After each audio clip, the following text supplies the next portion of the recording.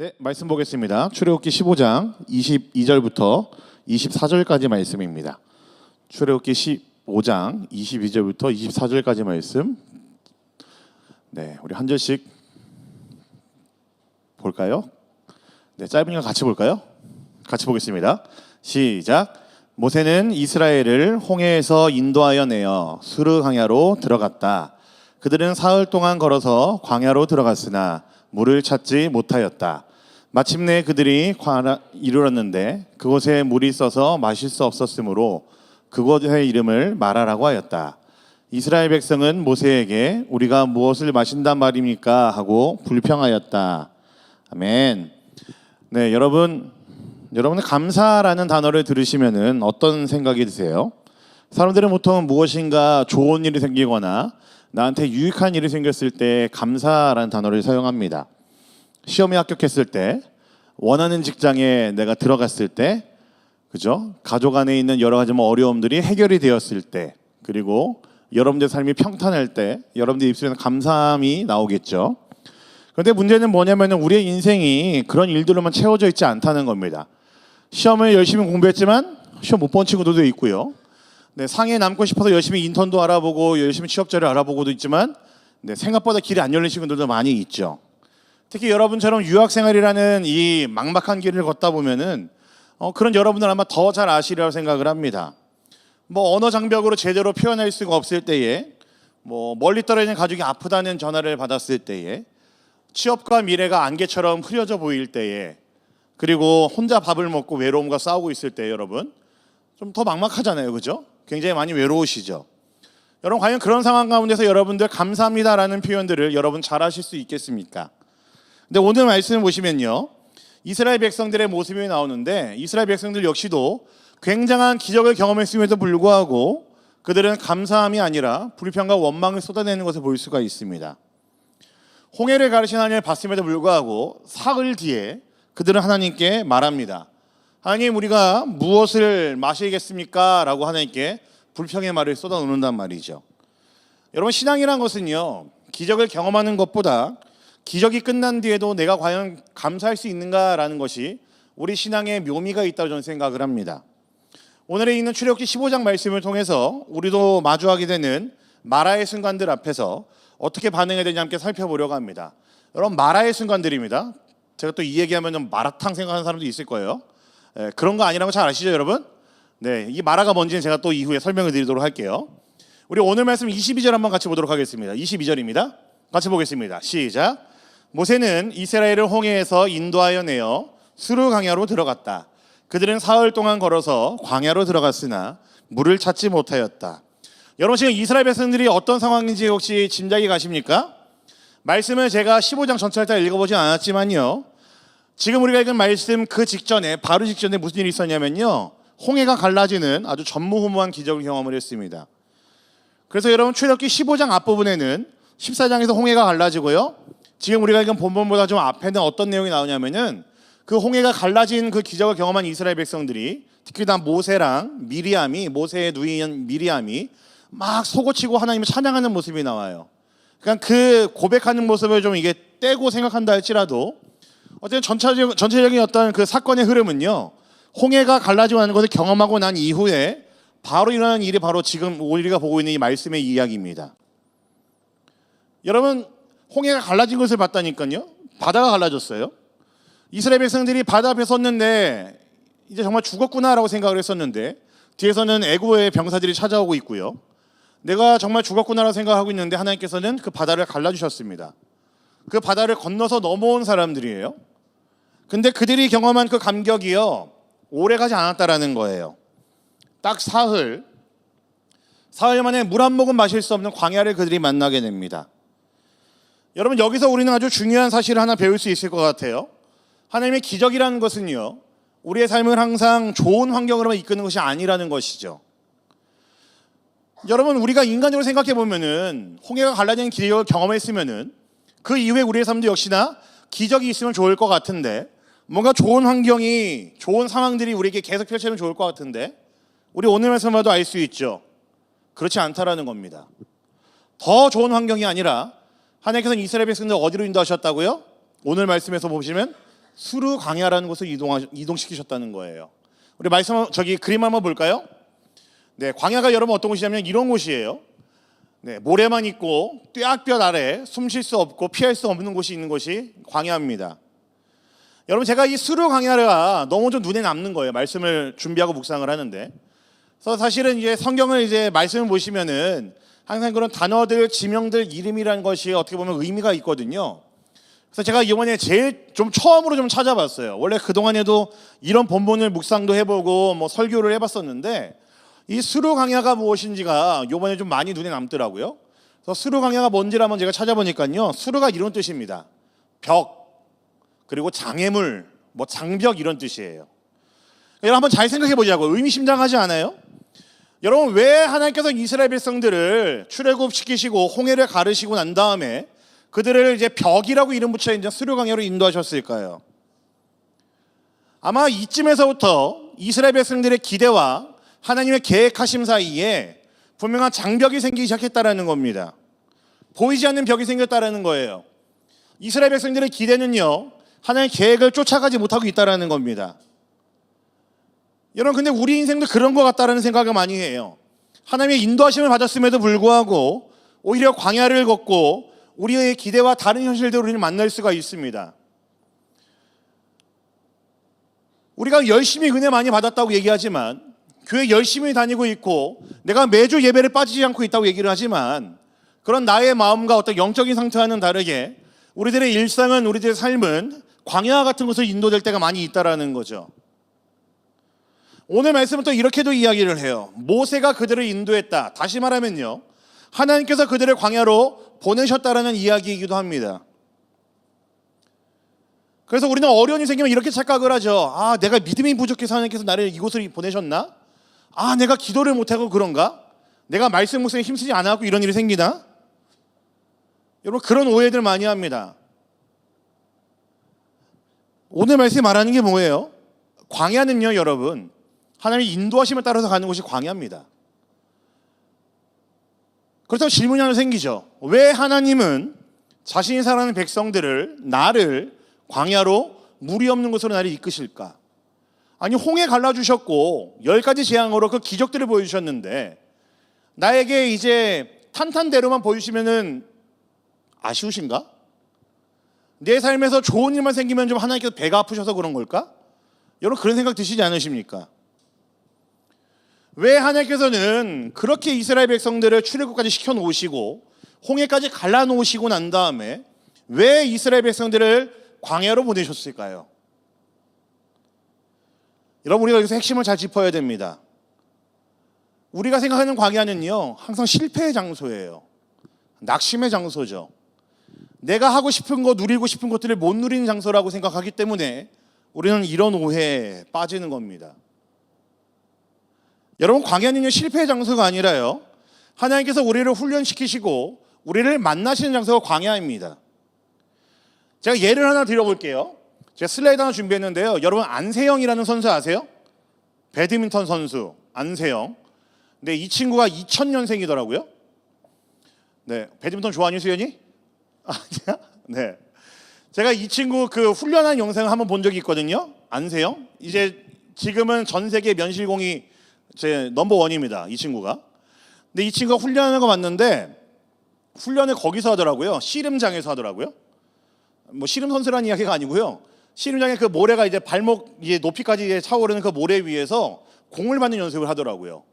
근데 그게 이미 2017년도가 그랬어요. 그럼 몇 살 때일까요? 그러면 뭐 17살? 18살? 뭐 이럴 때잖아요. 고등학생 때잖아요. 그러니까 그 씨름장에서 이제 왔다 갔다 하는 공 받는 연습을 하고 막 넘어지고 막 숨이 막 이만큼 차올라갖고 얘가 막 쓰러져 있는데도 또 일어나고 또 하고 막 그러더라고요. 보는 사람이 되게 안타까울 정도로 그 훈련하는 과정들을 좀 이게 만들어 놓은 영상이 하나 있었습니다. 여러분 이 친구가 왜 그렇게 훈련했을까요? 이유는 간단하죠. 진짜 경기, 진짜 시합 때 쓰러지지 않으려고 하는 거고 그 긴 진짜 시합 앞에서 넘어지지 않으려고 하는 게 훈련 아닙니까? 그렇죠? 훈련은 그러려고 받는 거잖아요. 내가 이 훈련 시간들을 다 거치고 난 다음에 진짜 싸움을 마주하게 됐었을 때에 넘어지지 않기 위해서 그 기쁨을 누리기 위해서 하는 게 훈련이라는 거잖아요. 여러분 안세영이 지금 넘버원이 될 수 있었던 이유는요, 제가 볼 때 그 훈련들을 겪었기 때문이라고 저는 생각을 해요. 이거면 그 누구도 이제 부인할 수가 없겠죠. 여러분 제가 너무나 쉽게 지금 스포츠에다가 비유를 했는데요, 제가 하나님께서 우리를 광야로 모시는 거는 우리를 훈련시키기 위한 장소라고 말씀을 드렸죠. 실패 장소가 아니라고 말씀드렸습니다. 여러분 하나님께서 우리를 광야로 이끄시는 것은요, 실패의 장소가 아니라 훈련의 장소로 이끄시는 것이고, 훈련의 장소에서 우리가 넘어지고 쓰러질 때 우리를 만나기 위한 장소로 우리를 인도해 가신다는 것을 여러분 아시면 좋겠습니다. 우리의 인생도 이렇다는 이야기예요. 광야는 하나님께서 우리에게 믿음의 근육을 키워주기 위한 장소이지, 우리가 넘어져 있어라, 낙심해라, 좌절해라, 실망해라 라고 우리를 보내시는 것이 아니라는 이야기입니다. 여러분 우리는 광야에서 하나님께서 우리에게 그동안 행하신 기적이 무엇인지를 경험하고 은혜가 무엇인지를 기억하고, 그 기적이 사라진 자리에서도 하나님을 신뢰하는 법을 배우는 것이 광야입니다. 그래서 여러분 광야는요, 혹시 여러분들 머릿속에 광야는 실패한 사람들의 모임, 실패한 사람들의 자리, 힘든 곳이라는 그런 개념이 박혀 있으면은 오늘 좀 바꾸시면 좋을 것 같습니다. 광야는요 여러분 훈련의 장소였어요. 광야는요 하나님이 여러분을 더 가깝게 만나기 위한 장소가 광야였다는 이야기입니다. 여러분 혹시 지금 여러분들의 삶이 지금 그런 광야를 걷고 있다는 생각이 드십니까? 여기 모인 우리 청년들 지금 아무렇지도 않게 앉아있고, 네, 지금 뭐 화장도 이렇게 하고 오고 되게 아무렇지도 않게 앉아있지만, 여러분 매일매일의 삶이 광야 같다는 생각 많이 하지 않으십니까? 특히나 요즘은 더 힘들죠, 그죠? 제가 어제 리더들이랑 그 리더 모임 하면서 얘기를 하는데 다들 언제 광야, 마라와 같은 순간을 경험하냐고 그랬더니 거의 다 요즘이라고 그러더라고요. 뭐 시험 논문 써야 되는 친구들, 시험 기간인 친구들, 뭐 과제가 지금 뭐 폭탄 맞은 친구들. 예, 제가 그 얘기 들으면서 마음이 너무 짠하더라고요. 예, 그렇게 바쁜데 그 리더들을 이 토요일 저녁에 이렇게 불러가지고 내가 8시 반 9시까지 데리고 있다니 좀 그런 자책이 들긴 했는데, 여러분 지금 여러분 경험하고 있는 것들도 전부 다 광야 아니겠습니까? 여러분들의 매일매일이, 여러분 눈앞에 펼쳐져 있는 여러분들의 일상들이 여러분 광야 같은 삶을 살고 계시잖아요. 그렇다면 여러분 지금 제 얘기를 잘 들으세요. 여러분의 삶이 지금 광야라고 생각하신다면은 지금 하나님께서는 여러분들을 더 깊은 믿음으로 초대하고 있다는 그 신호라는 것을 여러분 기억하시면 좋겠습니다. 홍해가 갈라진 엄청난 기적을 경험했음에도 불구하고 이스라엘은 광야를 경험했습니다. 우리는 그 이후에 탄탄대로가 있어야 되고 만사형통 되어야 된다고 생각을 할지 모르겠지만 하나님의 계획은 그게 아니었다고요. 그게 바로 그들이 만나게는 벽이라고 하는 수르 광야였었습니다. 우리의 기대와 하나님의 생각은 다르다는 것을 보여주는 게 바로 오늘 이 사건이에요. 이야기를 조금 더 해볼까요, 여러분? 이스라엘 백성은요, 하나님이 그 인도하신 광야에서 사흘 동안 물을 찾지 못했습니다. 하지만 그 여정의 끝에서 그들이 목말라 죽어가고 있을 때 물을 하나 발견하고 마시는데 그 물의 이름이 뭐냐면요, 마라라고 이야기를 했습니다. 맵겠죠? 그 마라 아닙니다. 아시죠? 네, 쓴물이라는 뜻이에요. 쓴물. 아마 오늘 저녁에 마라샹궈 뭐 마라탕 많이 드실 것 같긴 해요. 전 잘 못 먹거든요. 네, 잘 못 먹어요. 저는 매운 거 잘 못 먹어요. 그래도 복단대 근처에는 그 충청 마라탕을 좋아합니다. 네, 나중에 한번 그 충마에서 만나요. 아무튼 여러분 마라는요, 이들이 갈증이 나 있는 그 3일 동안의 그 시간들 속에서 끝끝내 마지막에 발견한 게 그 마라라는 샘이었다고요. 마셨는데 써요. 뱉으면서 이들이 무슨 얘기를 할까요? 뭐 남자들은 막 욕짓거리게 했을 친구도 있을 것이고 퇴하면서 그들의 입에서 불평이 쏟아집니다. 여러분 그들이 물을 발견하고 달려갔는데요, 그들의 기대와는 달랐습니다. 쓴물이었어요. 그래서 이름이 마라였습니다. 고통, 쓰다, 이 뜻이 바로 마라라는 뜻입니다. 기적을 기대했지만 현실은 더 쓰게만 만드는 마라가 그들을 기다리고 있었다고요. 바로 그 마라에서 하나님께서는 또 다른 깊은 기적을 그들에게 행하십니다. 이제 그 마라의 의미를 좀 살펴봐야 되는데요, 우리 23절 말씀 한번 보겠습니다. 23절이요. 보겠습니다. 시작. 마침내 그들이 마라에 이르렀는데 그곳에 물이 있어서 마실 수 없었으므로 그곳의 이름을 마라라고 하였다. 제가 방금 말씀드린 것처럼 마라라는 단어는요, 쓰다, 괴로움, 고통 뭐 이런 뜻이에요. 여러분 기대하던 물을 마시지 못했을 때에 이스라엘 백성들의 마음을 쓰디쓴 실망이 찾아왔습니다. 입도 쓴데 마음도 써요. 하나님께 좋은 말이 나올 리가 없습니다. 근데 여러분 어떠세요? 여러분들 이런 마라의 순간 경험하지 않으십니까? 열심히 시험 준비했는 결과가 어때요? 좋지 않아요. 내가 정말 열심히 누군가의 관계를 위해서 노력했는데 관계가 썩 나아지지 않아요. 교회 와서 열심히 기도하고 말씀 듣고 예배 열심히 들었는데 내 앞에 놓여있는 상황들이 바뀌지가 않습니다. 나는 뭔가 꽃밭을 기대했는데 내 삶이, 내 현실이 내 기대와 내 상상과는 다른 삶이 기다리고 있어요. 여러분 그때 우리들의 마음도 오늘 말씀의 이스라엘 백성들과 비슷한 마음 들지 않겠습니까? 아 쓰다, 아 괴롭다, 입에도 괴롭고 마음에도 괴롭고 생각에도 괴로운 거죠. 여러분 이 쓰임이 어떻게까지 나올까요? 하나님에 대한 원망까지 나오죠. 하나님 도대체 왜 저한테 이러십니까? 하나님 제가 도대체 뭘 잘못해서 저한테 이러십니까? 라고 원망 나오지 않겠습니까? 근데 여러분 기억하세요. 광야는 하나님께서 훈련시키기 위한 곳이라고 그랬죠. 진짜 중요한 것은요, 쓴물, 마라 그 자체가 아니라 그 마라를 마주했을 때 나오는 우리들의 반응입니다. 여러분 마라라는 것은요, 하나님께서 우리의 마음속에 있는 믿음의 상태를 보기 위한 어떤 거울과도 같은 거라고 저는 생각을 해요. 기적을 경험한 뒤에도 감사를 유지할 수 있는가? 기적을 경험한 뒤에도 내 믿음을 유지할 수 있는가? 내가 마라를 경험했음에도 내가 그 상황 가운데서 감사할 수 있는가? 받아들일 수 있는가? 하나님을 신뢰할 수 있는가? 하나님을 떠나지 않을 수 있는가를 보는 것이 광야이고 마라라는 이야기입니다.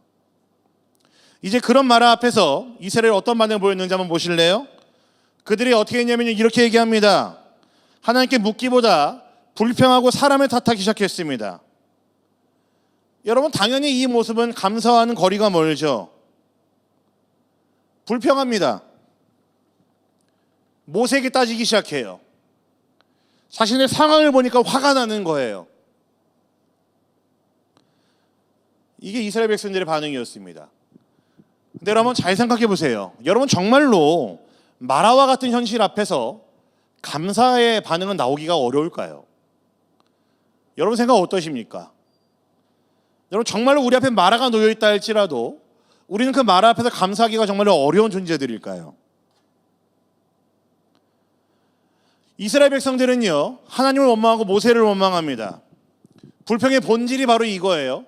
내 문제를 하나님께 갖고 가지 않고 상황을 보면서 이야기하고 환경을 보면서 이야기하고 하나님께 아니라고 하지만 그 너머있는 하나님을 향한 삿대질이 있고 원망이 있습니다. 이스라엘은 우리가 무엇을 마실까라는 질문을 던졌지만 여러분 이건 믿음의 질문이 아니었습니다. 불평이었습니다. 왜 우리를 이렇게 고생시켜 놓으시고 여기까지 데려다 놓으시고 3일 동안 물도 못 마시게 하시고 겨우 발견한 물이 왜 마라의 물입니까? 라고 불평하고 있는 겁니다. 이런 불평과 불만은요, 그 상황을 넘어서 하나님이 함께 계시다는 그들의 믿음 자체를 무너뜨린 게 불평과 불만이었어요. 잘 생각해 보세요, 여러분. 이스라엘 백성들이 어떤 삶을 살아왔죠? 400여 년 동안 노예로 살았습니다. 그런데 하나님께서 어느 날 이스라엘 백성을 찾아오셔가지고 그들을 그 강대국 애굽에서 빼오시는데 그냥 빼오신 게 아니고 10가지의 재앙을 통해서 애굽에 있는 그 신들이 얼마나 무지한지 얼마나 무력한지를 보여주시면서 빼오십니다. 그러면서 이들은 내 자녀들이야 라고 애굽에게 보여주셨다는 이야기는 뭐냐면 전 세계에게 보여주셨다는 이야기예요. 데리고 나오셨어요.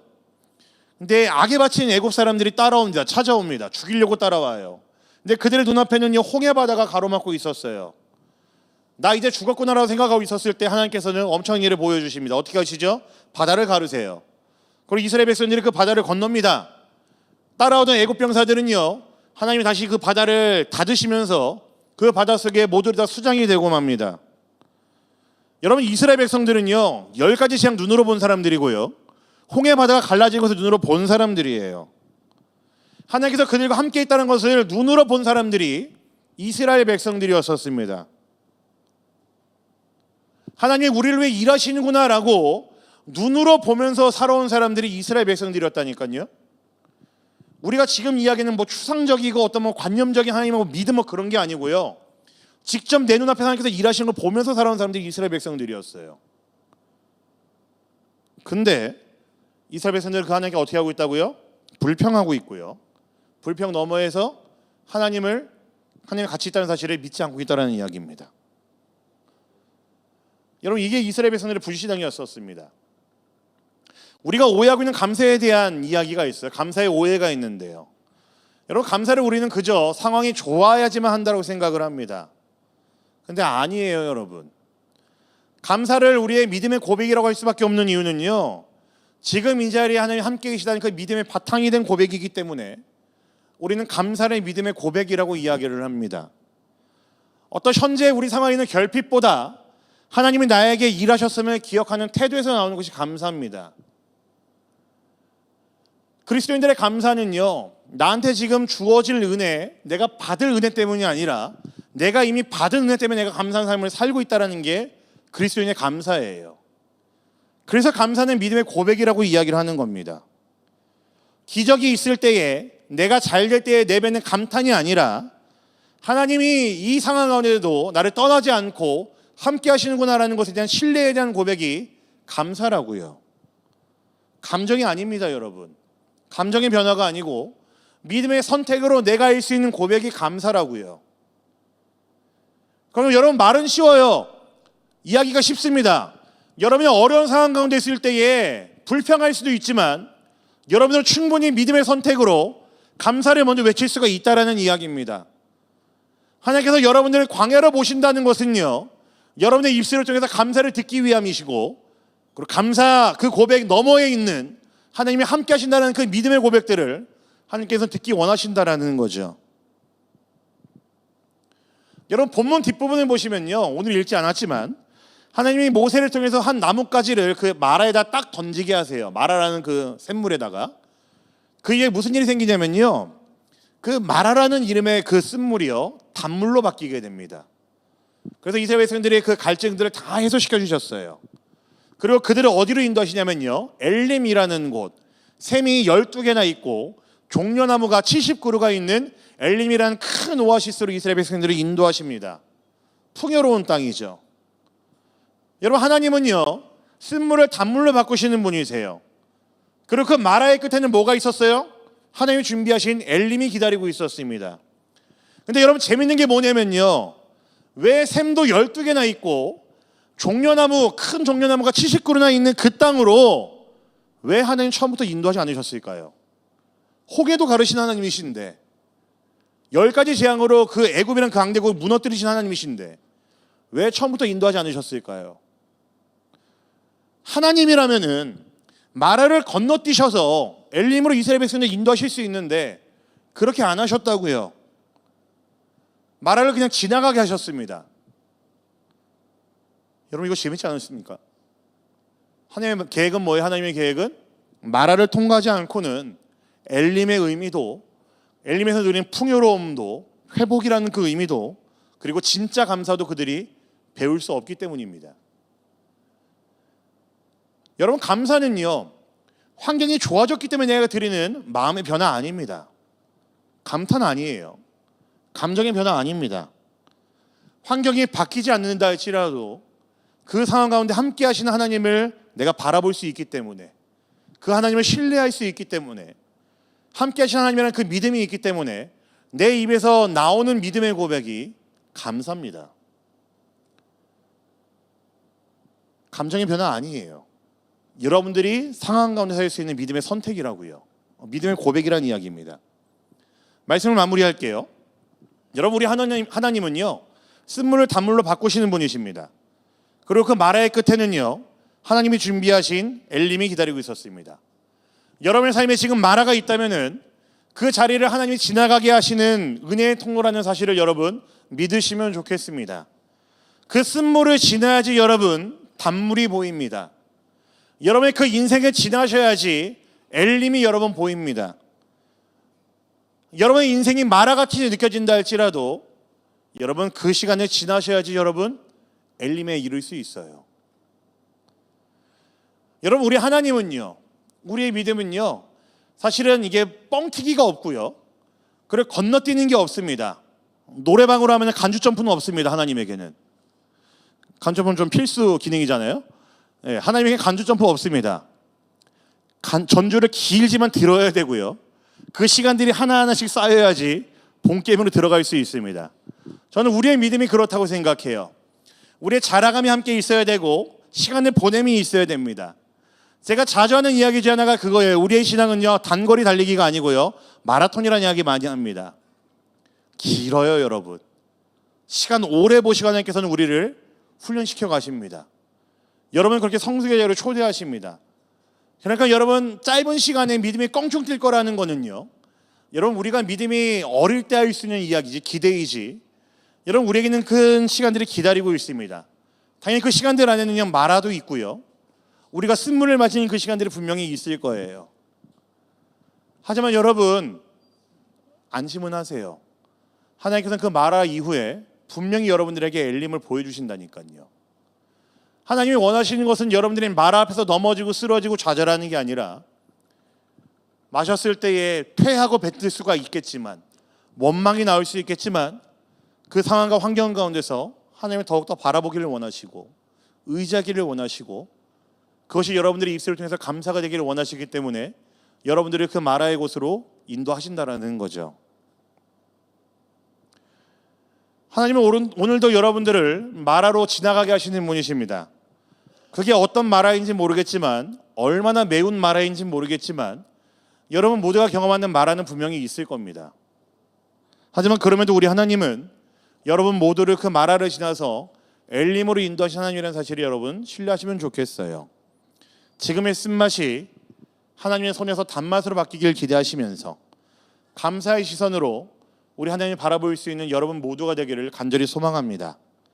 사랑하는 여러분들, 여러분의 눈앞에 매울 대로 매운 마라 맛이 놓여 있을지 모르겠지만, 그 큰 고통을 주는 마라가 있을지 모르겠지만, 여러분 힘내시면 좋겠습니다. 여러분의 매일이, 여러분들의 하루하루가 녹록지 않다는 거 알고 쉽지 않다는 거 압니다. 그럼에도 여러분 그 마라와 같은 인생들 앞에서, 여러분 현실 앞에서 힘내시면 좋겠어요. 마라보다는 엘림을, 쓴물보다는 단물을 주실 그 하나님을 기대하시면서 당장 눈에 보이지는 않지만 곧 경험하게 될 그날을 바라보고 소망하며 나아가는 여러분 모두가 되기를 우리 주님의 이름으로 간절히 부탁드립니다. 아멘. 아멘.